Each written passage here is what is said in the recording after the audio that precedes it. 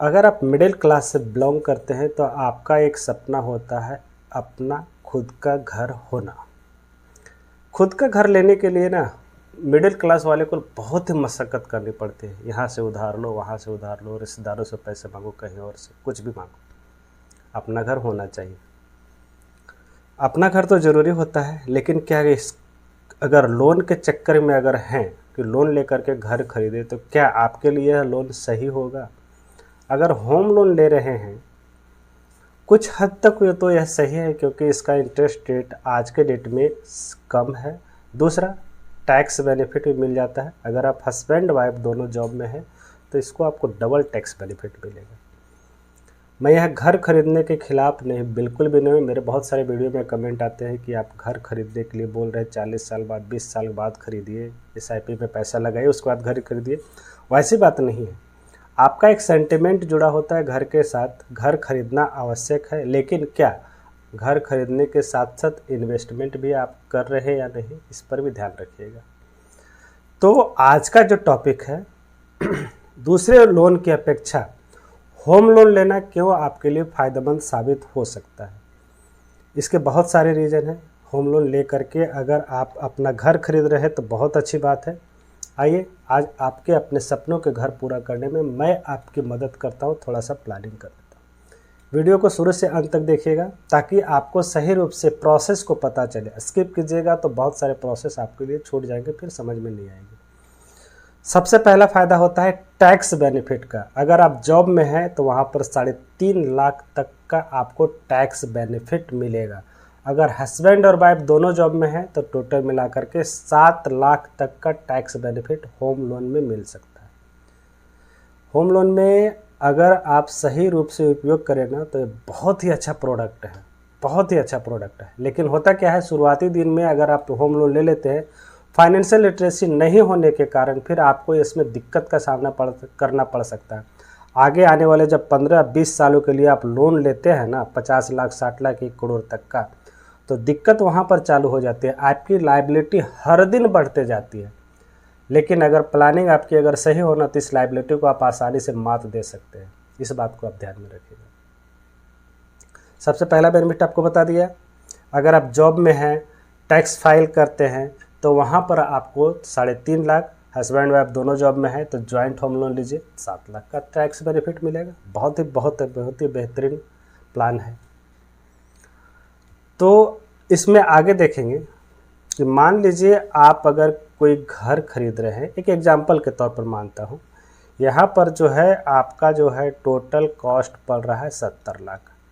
आपको 20% down payment करना पड़ेगा। इस 70 लाख में 14 लाख का डाउन पेमेंट करना पड़ेगा और 56 लाख 56 लाख का जो है आपको लोन सेंक्शन करके दिया जाएगा। अगर मान लीजिए आप अपना टेन्योर 20 साल के लिए रखते हैं तो लोन अमाउंट कितना ले रहे हैं, 70 लाख रुपये का। ठीक है, 20% घर आपका कॉस्ट है 70 लाख रुपये का, 20% उसमें आप खुद का पैसा दे रहे हैं, डाउन पेमेंट कर रहे हैं 14 लाख रुपये का। आपको बैंक से 56 लाख रुपीज़ का लोन लेना है, बाकी दूसरे मतलब पूरी तरह से पेमेंट करने के लिए। तो EMI कितना बैठेगा, सबसे पहला क्वेश्चन। EMI क्या रहेगा, कितने साल में, इतने साल में हमको इंटरेस्ट कितना देना पड़ेगा, इन सभी बातों की चर्चा हम लोग देखते हैं, करेंगे आगे। तो सबसे पहले देख लेते हैं कि अगर आप होम लोन लेते हैं, तो किन बातों का ध्यान में रखना होगा आपको। बहुत सारी बात ऐसे हैं जो कि आप उसको कंसिडर कीजिए कि धीरे धीरे करके समझिए इसको। तो लोन जब निकालने जाते हैं ना तो वहाँ आपको 3 तरह का लोन ऑफर होता है बैंक से। एक होता है फिक्स्ड इंटरेस्ट रेट, उसका बाद सेमी फिक्स, उसके बाद floating.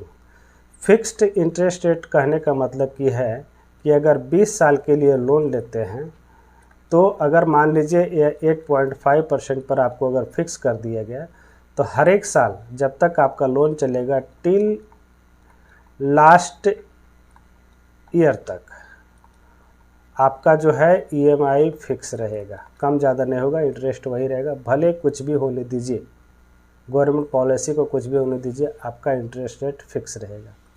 Semi fixed interest rate बहुत कम बैंक ऑफर करते हैं, लगभग ना के बराबर। कहीं कहीं आपको मिल जाएगा देखने के लिए, अगर आप बैंकर से बात करते हैं तो।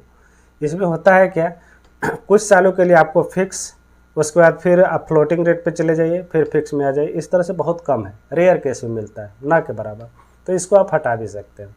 उसके बाद आता है floating interest rate. Government policy जैसे रेपो रेट वगैरह कम होते हैं, आरबीआई जो है होम इंटरेस्ट रेट बढ़ाता है घटाता है, तो उसके आधार पर जो है होम लोन का भी इंटरेस्ट रेट कम और ज़्यादा होते रहता है। वहाँ पर क्या होगा, अगर आपने 8.5% के रेट पर लिया आज के डेट में, अगर रेट कम हुआ तो आपको 8% देना पड़ेगा इंटरेस्ट रेट। तो यहाँ पर क्या है, आपका जो है ईएमआई जो जा रहा था, मान लीजिए 10,000 का ईएमआई जा रहा था, तो हो सकता है वो घट करके 9,500 आ जाए। यही अगर आधा % बढ़ जाता है, 9% चला जाता है, तो 10,000 के जगह पर को आपको 10,500 का ईएमआई भरना पड़ेगा पर मंथ नेक्स्ट ईयर की। फिर घटेगा बढ़ेगा तो उसके अनुसार से चार्ज होते रहता है। तो अगर आपको सही में लोन निकालना है ना, होम लोन लेना है, तो फ्लोटिंग रेट पर चला जाइए। फ्लोटिंग रेट पर निकालिए ना, कोई दिक्कत नहीं। फ्लोटिंग पर आप आराम से निकाल करके चुपचाप लंबे समय के लिए इन्वेस्ट कीजिए, होम लोन ले लीजिए, ठीक है। अब देखिए, फिक्स्ड पे रहते हैं तो क्या बेनिफिट है, क्या उसके अथी है, और फ्लोटिंग में लेते हैं तो क्या उसके दोनों को देखेंगे। इसमें हाई इंटरेस्ट रेट रहता है हमेशा, आपको जो है जो दिख रहा है 8.5% 9% उससे ज़्यादा मिलेगा आपको। उसके बाद इंटरेस्ट रेट जो है कांस्टेंट रहेगा। हाँ, लेकिन इसमें एक बेनिफिट यह हो जाएगा कि अगर मान लीजिए आपने ईएमआई 10,000 रुपया फिक्स कर दिया है ना, तो वो आपको कम ज़्यादा नहीं होगा। उसके बाद आप फाइनेंशियल प्लानिंग आसानी से कर सकते हैं, आप कुछ पैसे म्यूचुअल फंड वगैरह में आसानी से डाल सकते हैं, क्योंकि कम ज़्यादा होने का चांस इसमें नहीं रहता है। एक फिक्स्ड अमाउंट जाएगा, उसके बाद आप प्लानिंग कर लीजिए कितने खर्च है, कितने बच्चों के लिए रखना है, क्या करना है, उसके अनुसार से आप ईजी वे में प्लानिंग कर सकते हैं, फाइनेंशियल प्लानिंग कर सकते हैं। उसके बाद कोशिश कीजिए इस तरह का जो लोन है शॉर्ट टर्म के लिए लीजिए। लॉन्ग टर्म में लीजिएगा ना तो बहुत ही घाटा हो जाएगा, इसमें कैलकुलेट करके देखिएगा तब बहुत ही घाटा होगा।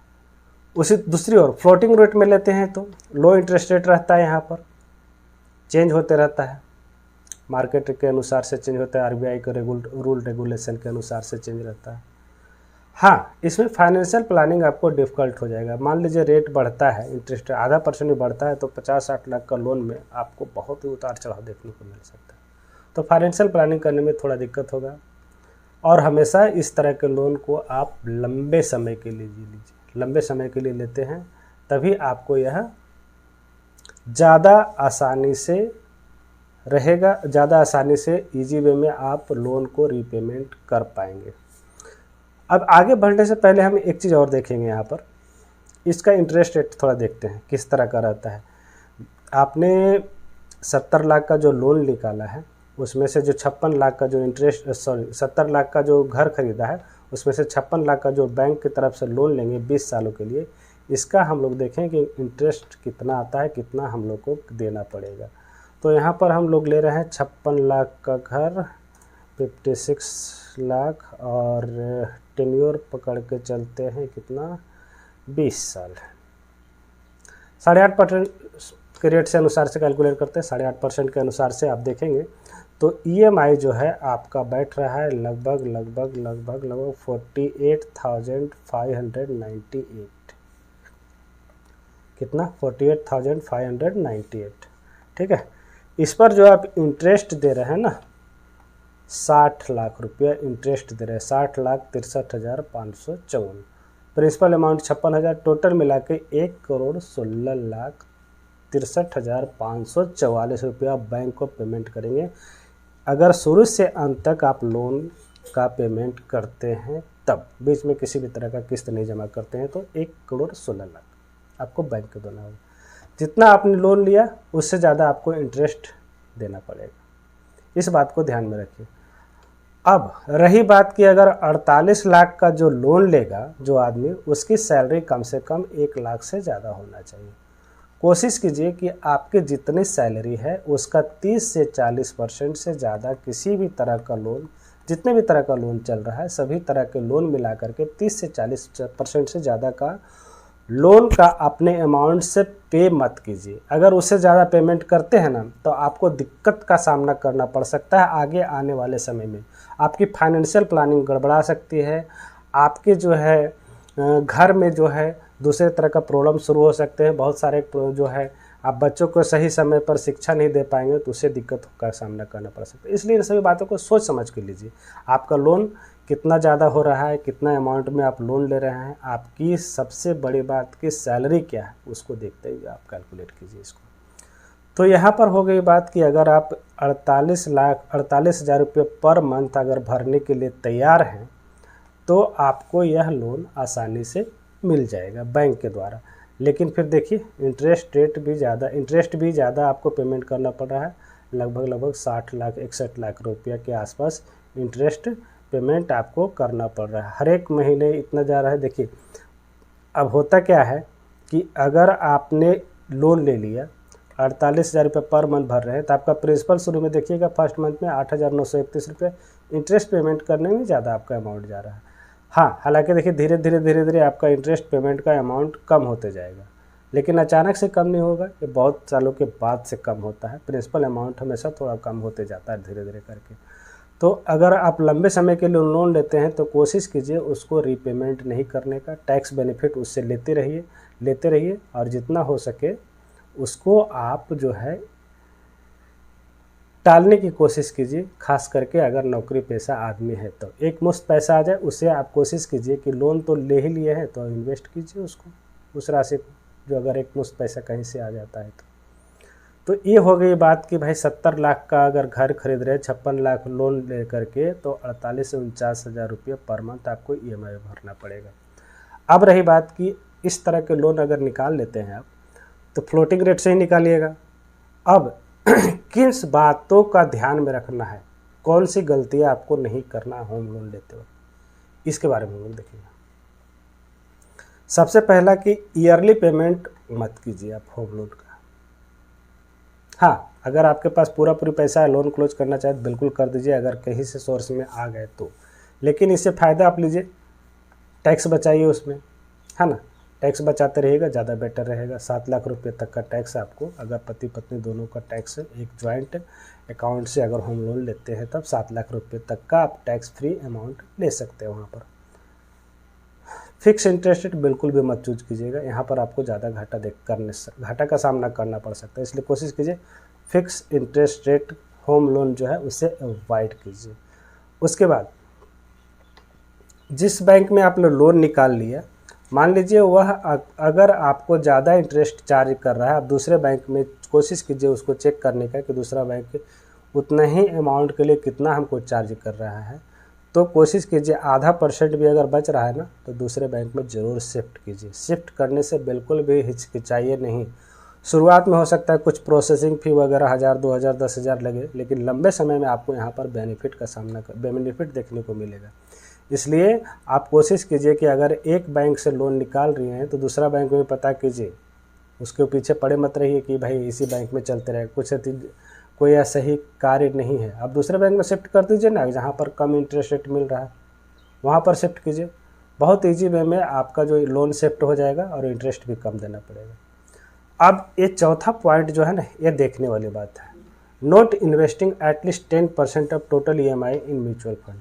अगर आपने लोन निकाल लिया 50,000 का लोन अगर देने की EMI भरने की मादा रखते हैं तो उसका 10% आप इन्वेस्ट कीजिए ना म्यूचुअल फंड में।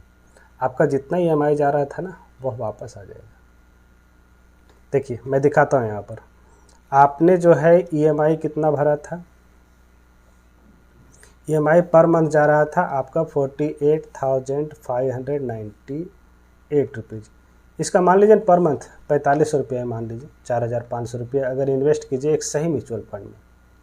20 सालों का टाइम फ्रेम पकड़ करके चलिए, टाइम फ्रेम 20 साल लिए आपने, 20 सालों का टाइम फ्रेम आपके पास है। तो इंटरेस्ट आप कितना दे रहे हैं, 60 लाख रुपीज़ का इंटरेस्ट पेमेंट कर रहे हैं। तो इसे देखिए, एक अच्छे म्यूचुअल फंड लेंगे हम लोग, वहाँ पर देखेंगे क्या होता है।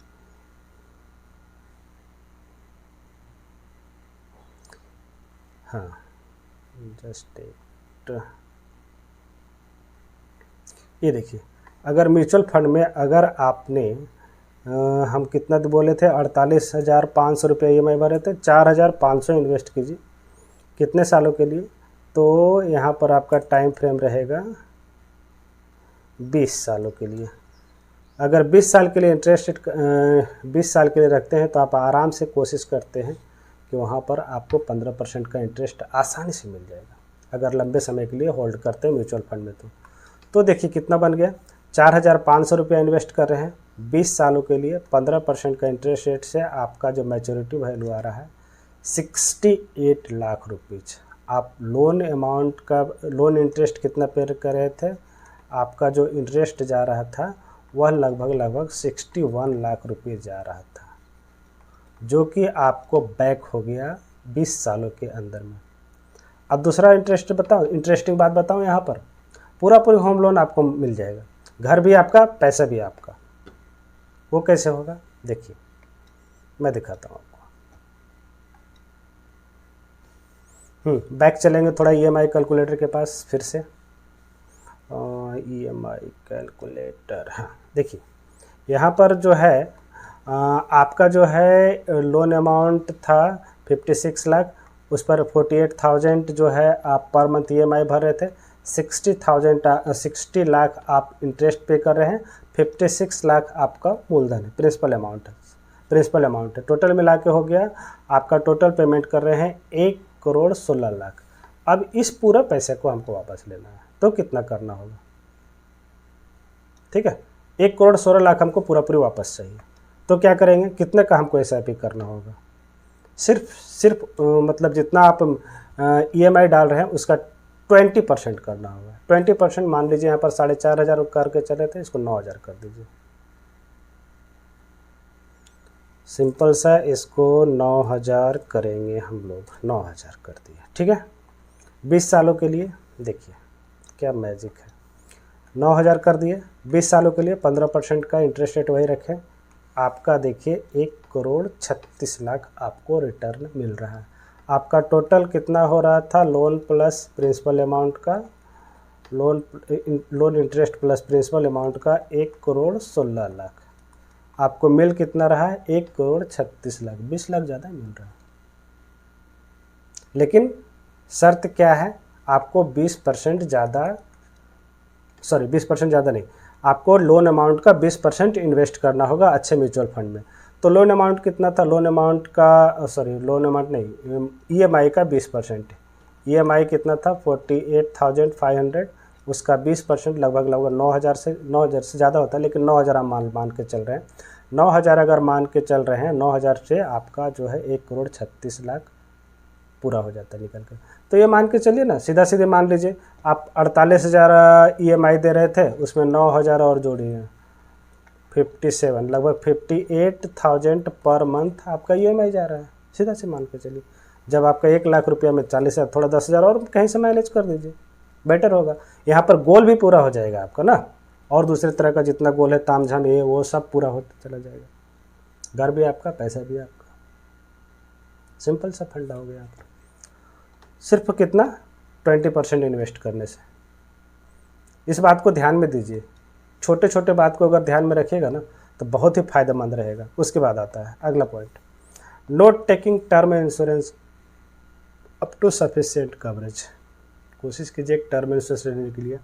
अगर आप यंग हैं, 30 साल के हैं, अगर 1 करोड़ का टर्म इंश्योरेंस लेते हैं तो वहाँ पर आपका लगभग आपको मान के चलिए 20,000 का ईयरली आपको प्रीमियम आएगा। बहुत ही बेटर है, बहुत ही अच्छा चीज़ है, आप लीजिए टर्म इंश्योरेंस लीजिए, हेल्थ इंश्योरेंस लीजिए, आपके लिए बेटर होगा। हाँ, लोन रिपेमेंट करने के लिए मिस मत कीजिएगा, लोन को हमेशा सही समय पर पेमेंट कीजिए, वरना आपका सिविल स्कोर भी ख़राब होगा और बाद में जब लोन लेने जाएंगे ना, दोबारा लोन भी लेने में आपको दिक्कत होगा, और आपको लोन की राशि भी आपको एक्स्ट्रा पेमेंट के रूप में करना पड़ेगा, इसलिए ध्यान में रखिए। लोन की राशि समय पर भरिए, बहुत ही अच्छा रहेगा। बेनिफिट ऑफ होम लोन तो जैसे बता दिया आपको कि टैक्स बेनिफिट आपको मिलेगा। ATC में 1.5 लाख रुपये तक ले सकते हैं, 24 में 2 लाख रुपये तक, टोटल मिला के 3.5 लाख। और हस्बैंड वाइफ दोनों अगर जॉब में हैं, दोनों वर्किंग है या पेरेंट्स के नाम पर लेते हैं, दोनों अगर और गवर्नमेंट जॉब में है, किसी तरह का जो भी जॉब में जहाँ पर टैक्स फाइल करते हैं, तो आप 3.5 लाख ईच पर्सन के लिए आप बेनिफिट ले सकते हैं। होम लोन में 7 लाख तक का बेनिफिट ले सकते हैं ATC और 24B सेक्शन के अंतर्गत। अगर दूसरे घर खरीदते हैं ना, दूसरे घर में भी आपको जो है होम लोन का बेनिफिट मिलेगा। अगर दूसरे घर खरीदते तो वहाँ 24B के तहत जितना भी लोन इंटरेस्ट पेमेंट कर रहे हैं, आप वहाँ पर भी छूट के लिए एलिजिबल है। उसके बाद no repayment of charge, balance transfer facility है, make easy to buy dream house, high repayment tenure, enjoy capital appreciation, saving you from paying rent. इस तरह का बहुत सारे बेनिफिट है अपने घर खरीदने के लेकर के।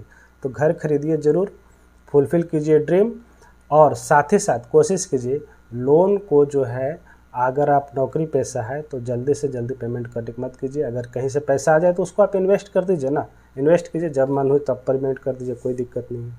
आप होम लोन का बेनिफिट लीजिए और घर खरीदिए, लेकिन हाँ कोशिश कीजिए फाइनेंशियल प्लानिंग करते हुए अगर घर खरीदते हैं तो आपके लिए ज़्यादा बेटर होगा। तो ठीक है, आज के वीडियो के लिए इतना ही। वीडियो देखने के लिए बहुत बहुत धन्यवाद।